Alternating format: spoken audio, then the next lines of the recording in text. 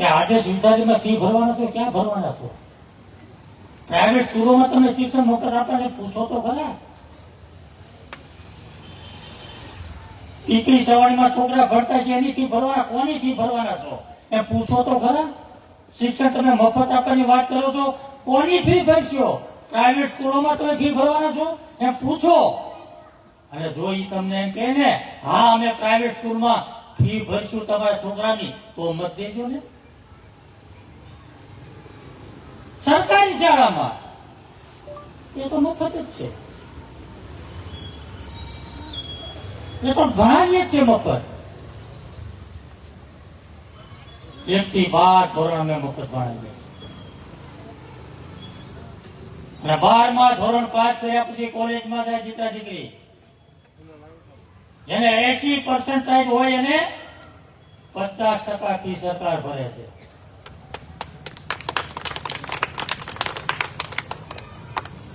College પૂરી થાય, degree પ્રાપ્ત કરે, વિદેશ ભણવા જવું હોય, માસ્ટર ડિગ્રી કરવા જવું હોય, 15 લાખ રૂપિયા વાર્ષિક 4% સરકાર એને લોન આપે છે.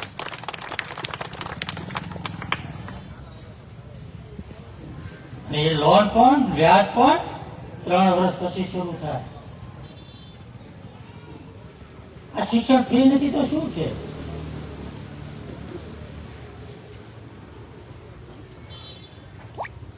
Right to education. ગરીબ અને મધ્ય વર્ગનું બાળક પ્રાઇવેટ સ્કૂલમાં એને એડમિશન મળે અને એની ફી સરકાર ભરે છે. પ્રાઇવેટ સ્કૂલમાં પણ સરકાર ફી ભરે છે. 25% વિદ્યાર્થીઓને પ્રાઇવેટ સ્કૂલોને સરકાર ફી આપે છે. બૂટ આપે, મોજા આપે, દફતર આપે.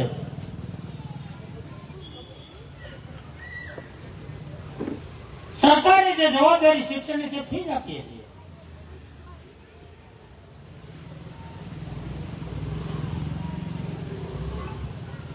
આજે મને એક વિડીયો મેં જોયો. મેં આ રાઇટ ટુ એજ્યુકેશન શિક્ષણની મેં વાત કરી છે તો એક વિપક્ષના ભાઈએ જવાબ આપ્યો છે. એ તો કોંગ્રેસની હતી આ યોજના. ક્યાં આને કોણ સમજાવે? કેટલા ખોટું બોલે આ 30 વર્ષ આ કોંગ્રેસ નથી. આ યોજના ક્યાંથી છે કોંગ્રેસની? પેટ ભરીને ખોટું બોલે મારી પેટ ભરી. અને આપણે આ વાતમાં આવી જઈએ. આપણે શું સમજદાર લોકો નથી? આપણે શું બુદ્ધિશાળી લોકો નથી? ચૂંટણી હોય તો ગમે તે આવે, ગમે તે વાતો કરે, પણ આપણે બુદ્ધિશાળી છે, આપણે સમજદાર લોકો છીએ. આપણે સમજવું જોઈએ કે કેટલું થઈ શકે એમ છે, કેટલું નહીં થઈ શકે, અને કોણ સાચું છે, કોણ ખોટું છે, કોની વાત સાચી છે, તો તમને સમજણ પડવી જોઈએ. એ તો આપણે સમજવું પડે. કોઈ વાત કે માની લેવું. આરોગ્ય મફત આપીશું, પૂછજો આવે તો આરોગ્ય મફત આપવાની વાત કરે તો. પ્રાઇવેટ હોસ્પિટલમાં દાખલ થઈશું તો તું આપીશ? પૂછજો એને.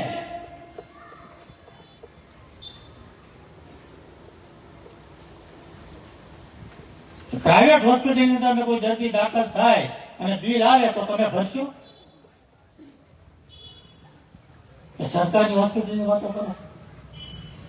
સરકારની હોસ્પિટલમાં health centre, senior hospital, civil hospital મફત જ સારવાર થાય છે.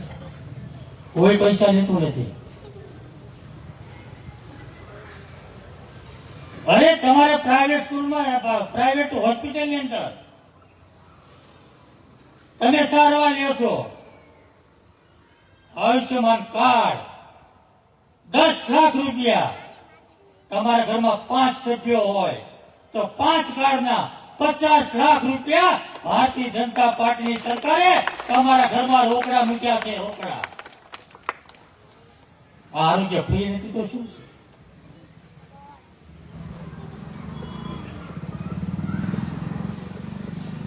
મારા એક સંબંધી છે, એ થોડાક આપની વિચારધારા સાથે જોડાયેલા. ઘણી વાર મને આપની પોસ્ટ મને મોકલ્યા કરે, જાણે જો મોકલે. એના બાપાને એટેક આવ્યો, મિનેસમાં દાખલ કર્યા. હું ખબર કાઢવા ગયો, ખબર કાઢીને હું ઉભો થયો. મેં તો ઓપરેશન કરાવ્યું કેવી રીતે? મને કે આયુષ્યમાન કાર્ડમાં. આપ જે લોકો કરે છે એના વડીલોના બાયપાસ પણ અમે કરાવ્યા છે. અમે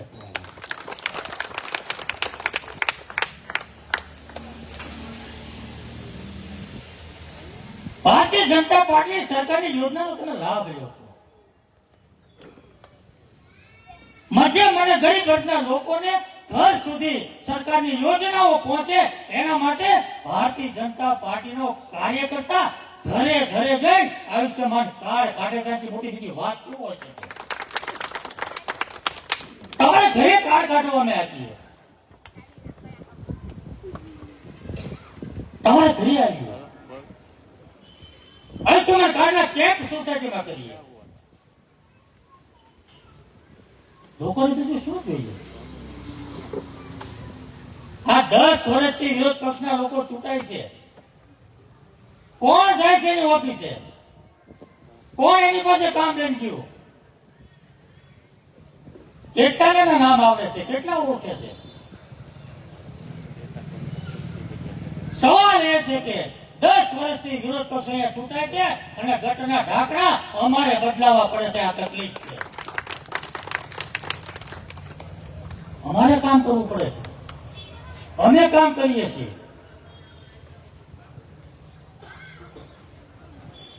અનુભવ કરો. ઘણાને થયું છે અનુભવ. તમારા કોણ ફોન ઉચકે છે?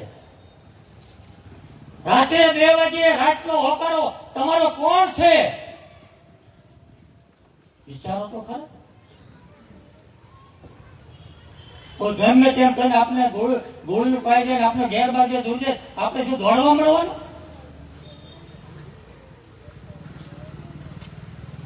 આ વાત હું તમને એટલા માટે કરું છું, વિચારજો, મંથન કરજો.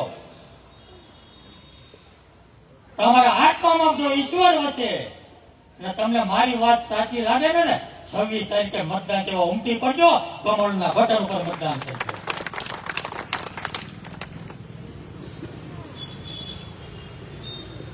5 વર્ષનો હિસાબ તો આપો. 5 વર્ષ તમે રહ્યા છો, હિસાબ તો આપો.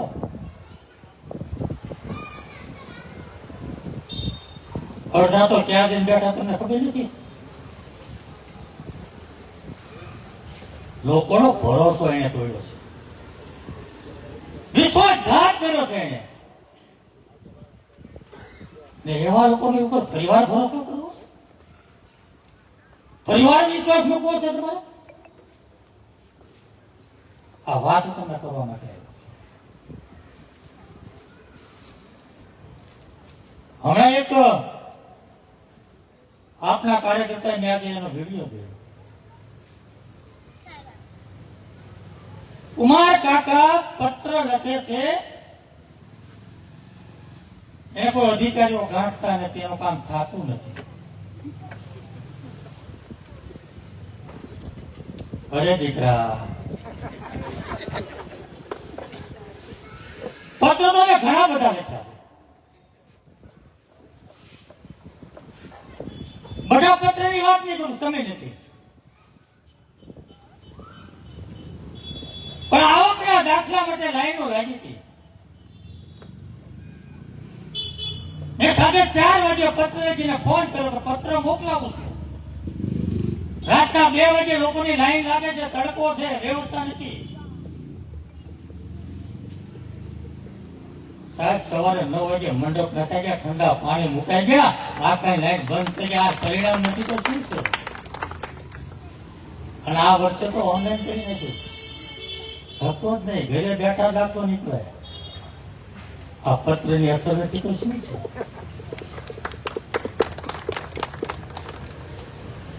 આપણે બધા જે દેહમાં જઈએ છીએ, વાસદ ટોળ નાખવું વટો એટલે પોલીસનું ઝુંડ ઉભું હોય, ટોળ ઉભું હોય. કોઈની પાસે 1000, કોઈની પાસે 1500, કલાક ઉભા રાખે, 2 કલાક ઉભા રાખે. દિવાળીનો સમય મને ફોન આવ્યો કે આ તો આવું લૂંટે છે. મેં પત્ર લખ્યો, ભાઈ લૂંટ બંધ થવી જોઈએ, હપ્તા બંધ થવા જોઈએ. સાહેબ આજે પોલીસ વાળાને દેખાતો છે, આજે વર્ષ થઈ ગયા. અમારા પત્રની અસર નથી થતી. ભારતીય જનતા પાર્ટીનો ધારાસભ્ય છું,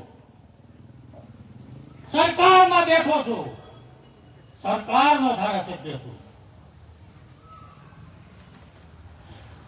લોકોની પીડા અને વેદના, લોકોના પ્રશ્નો માટે સરકારની સામે પણ વાત ભરું છું, અધિકારીની સામે પણ વાત ભરું છું.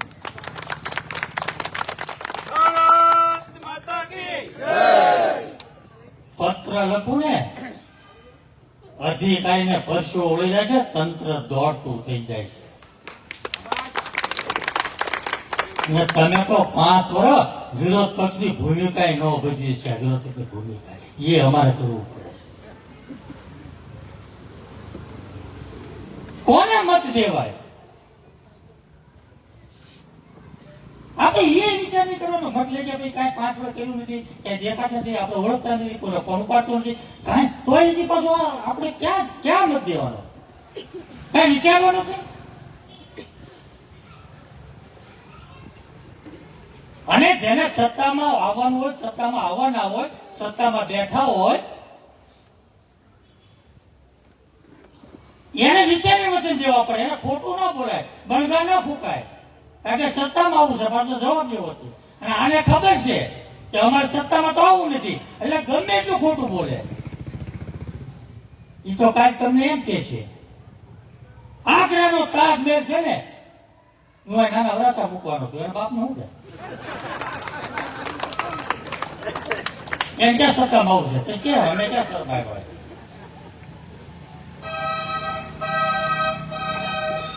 ખોટું બોલવાની હદ જ નથી. પેટ ભરી ખોટું બોલે, પેટ ભરી વચન આપે, હાવ ખોટું બોલે. આવા લોકો સાથે આપણું ભૂલ્યું, આવા લોકોને આપણા વિસ્તારના પ્રતિનિધિ બનાવવા કાંઈ કર્યું જ નથી, કાંઈ કર્યું જ નથી. એમ જ મારા દીકરા કરે. આ રોડ ઉપર શું નથી ભાઈ? રોડ, રસ્તા, ગટર, drainage, community hall, fire station, garden, બાગ બગીચા, તરણકુંડ, શું નથી? ઓડિટોરિયમ હોલ, બધું જે કઈ પ્રાથમિક સુવિધાઓ હોય